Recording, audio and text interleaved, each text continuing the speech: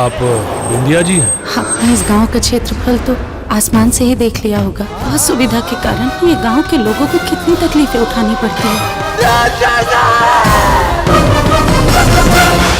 और पोता ना पोती बड़ी वंश बढ़ावा खातिर हमरा के बेटा चाहिए, बेटी ना, बेटी ना। अगर भगवान हमरा के लड़की बनौले बाड़े तो इनमें हमार कौन दोष बा? आज हो जान हमनी के पहला मुलाकात, आवा सट जा बजरिया बढ़ावा आगे बा।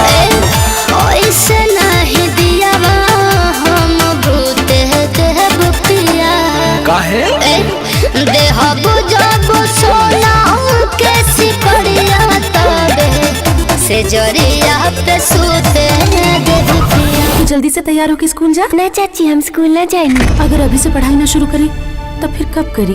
और वो तो कहत रहे कि गांव के बाकी लेकिन भी स्कूल न जाली। गांव में स्कूल रही तब नु केहू जाई। गांव के मुखिया, सरपंच, जिला प्रशासन ये लोग यहाँ स्कूल कहीं नहीं के बनावत। केहू कुछ न करेला, खाली सब चुनाव के समय वोट लेवे आवेले सब। अरे 4 अक्षर शहर में कहाँ पढ़ने हैं? कोई रीति रिवाज परंपरा के ताक पे रख दे लो। देखा भाई लोग, काल की आई कन्या ये गांव का रूपरेखा बदलतिया। औरत घर में अच्छा लगे ले, चूल्हा चौका करा, घर का मान मर्यादा संभाला। मान मर्यादा के बात करत आनी आप? हाँ, और मर्यादा खाली औरतन खातिर होले? अरे अगर लड़की लिख पढ़ ली, शिक्षित हो जाई तो प्रॉब्लम का बा? चुप रहो। खाली लड़की के पढ़ावे खातिर स्कूल ही तो लेके गई रहनी। इनमें पता ना ऐसा कौन बड़ पहाड़ टूट गई कि सब केहू के खराब लागत।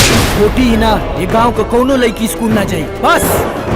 पता ना कौन जन्म के पाप रहे कि हमार ई गांव में बियाह भइल। और हमरा का मालूम रहे कि तोहरे जैसे पढ़ल लिखल लड़की के चाल चलन ऐसा होखी। काहे बारू खिसियाइल हमसे जान हो, कुछ कहीं तब देत नहीं खुद ध्यान हो। मना कोई नहीं तो कस के दबाई दे हला राजा हो पातर कमरिया मुझ का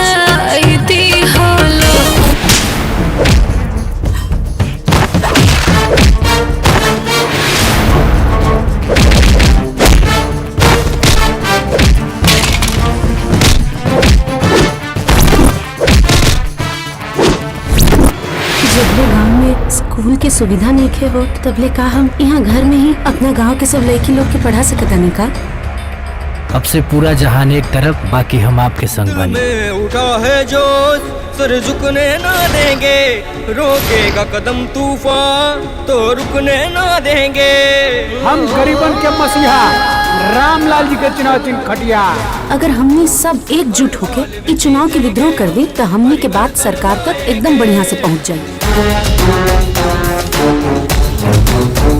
अच्छा तो तुम बतावा दुल्हन, इस समस्या का समाधान कैसे मिली? परिवर्तन, परिवर्तन चाहिए हमके गाँव में। परिवर्तन लाएंगे। राज्य के इस छोटे से जिले के गांव में किसी ने वोट तक नहीं दिया है।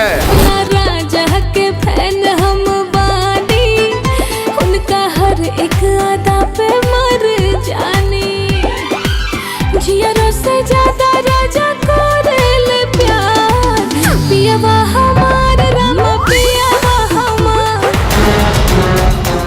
बेटी बचाओ, बेटी पढ़ाओ, सही शिक्षा, सही अधिकार।